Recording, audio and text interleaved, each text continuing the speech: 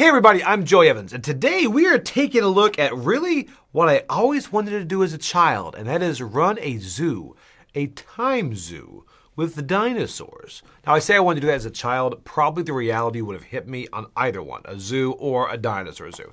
They both have their problems. As a kid, didn't see it.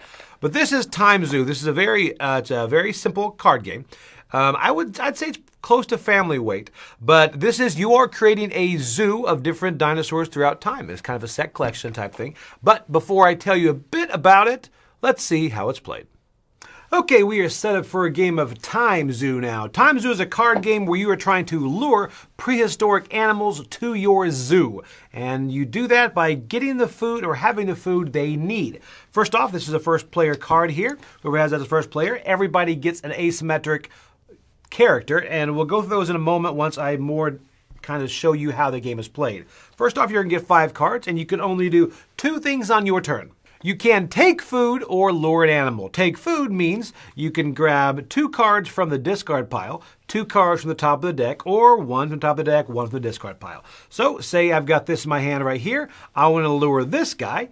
My second thing is I can lure an animal.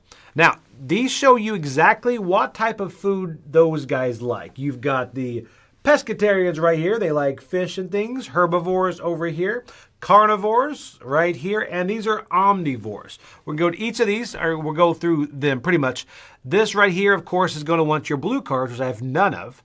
And right here, this is a carnivore. So I'm going to take 2 of these, just like this. And now I have paid for him, and he is going to come to my zoo. Now, let me go into this before I pull him in. You're going to notice that these are divided differently on the card. This guy right here, he is a herbivore, but this you can just do 3 herbivore cards. This one, you have to have 2 of the same card. All right, so for example, if you look through here, if I've got this one and that one, it would not work. So I would have to have 2 of the same. I'd have to have these 2 to pay for him. So if they're all on the same line, that is how you're going to do that. Also, these right here, these are wild. Now, this particular one, these are all wild. They have to be the same thing. So the same card, since they're in a row there. This, of course, is another omnivore here. So you have to have 1 of each. Now, when you pull them to your zoo, at the bottom, they're going to be different abilities or different things they do. For example, this guy right here, I'm not going to go through all of these, but this guy right here, you get to take a random card from someone else and put it in your hand. This right here, you get to exchange this card, so instead of putting it in your zoo, you get to exchange this card with an animal in someone else's zoo. And this is set collection. You're going to get different points depending on how many eggs you have.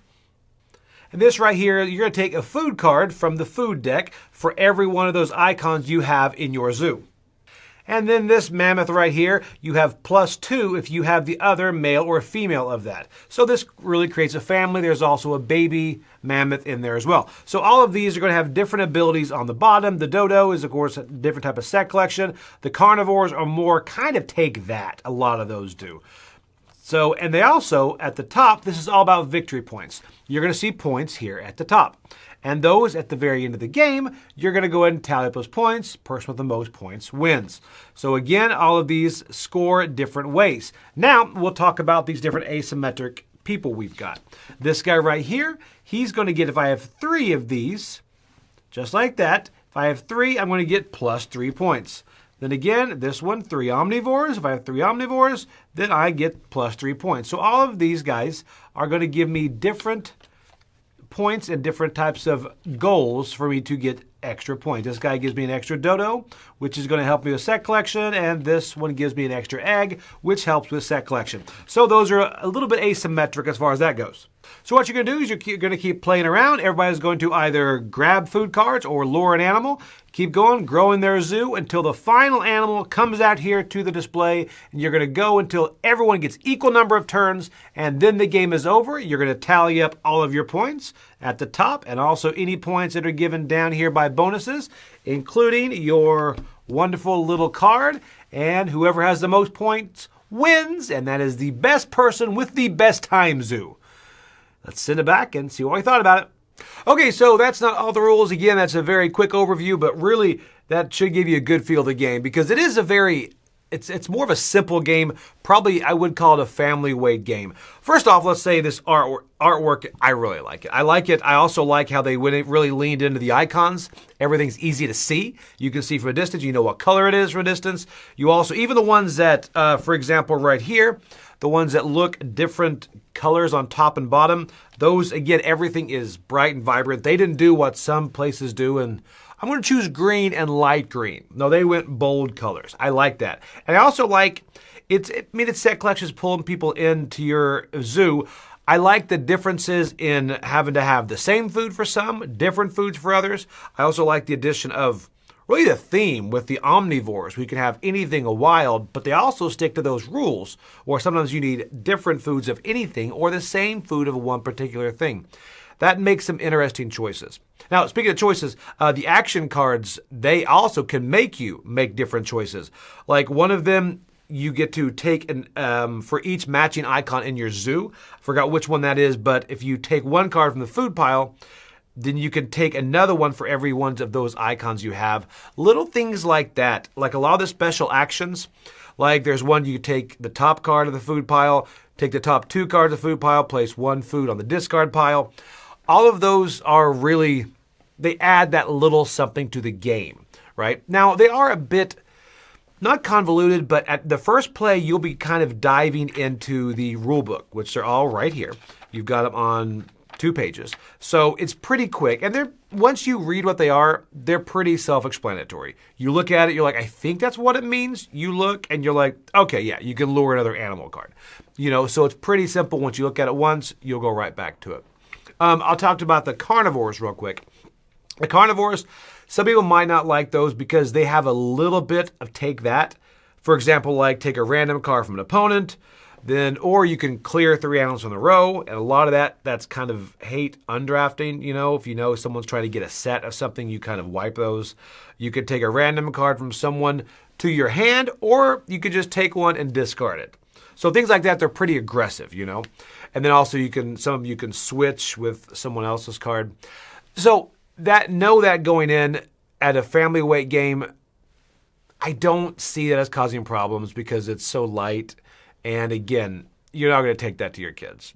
I'm not normally. But anyway, so that you do know going in. Now the set collection is very interesting as far as like getting the dodos, the eggs, and all this. Now the interns will give you a bit of asymmetry. I'll read you some of here. You get +1 dodo. I mentioned those briefly in there. Then this one, if you have 3 carnivores, then you'll get 3 more points. Then if you have 1 of everything, you get 3 more points. So it's never a huge point swing, but it kind of guides you if you can go that direction. I have seen people ignore these and still win. The great thing, the dinosaur theme is great for families. I mean, you get food, you lure a dinosaur into your zoo, and then you get another action or something similar that the card says. It's very simple and straightforward. That's the thing. It's very quick. Now, again, this game does not do anything revolutionary. It's pretty straightforward, but it does it in a very cute, attractive, small box. I mean, look at this. It's a small box you can put on there. It's great end of the night.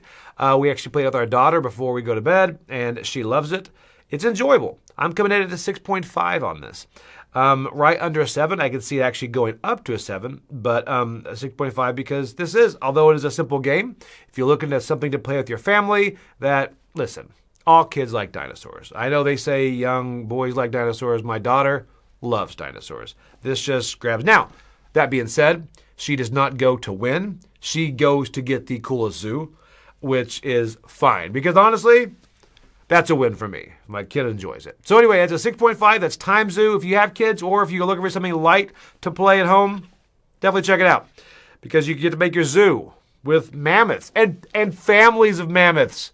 How cool is that? The mama, the daddy, the little baby mammoth. My goodness. Anyway, I'm Joy Evans, and I own a Time Zoo.